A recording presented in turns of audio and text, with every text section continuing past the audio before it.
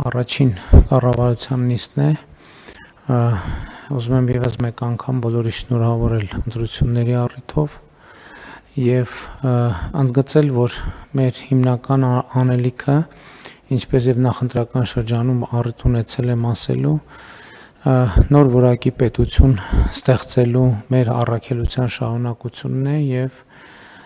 պետության վերելքը այն տրամաբանությամբ, որ պետությունը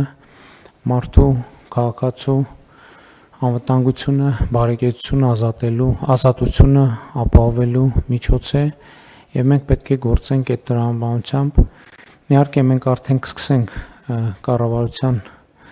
ծրագրի նախագծի մշակումները, որը իհարկե նոր կառավարության ձևավորումից հետո պիտի հաստատվի ազգային ժողովում,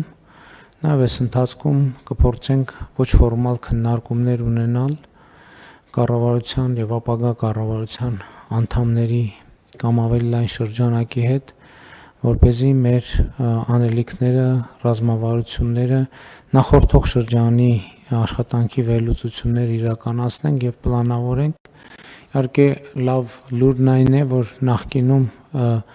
նախկին երկու դեպքերում այսքան շատ ժամանակ չենք ունեցել ոչ կառավարության կազմի, ոչ ծրագրի և այլ փաստաթղթերի մասին մտածելու, որովհետև նախորդ երկուսը եղել են արտահերթ ընտրություններ, ըստ էության շտապողականության ռեժիմով ենք աշխատել, այս անգամ ավելի հանդարտ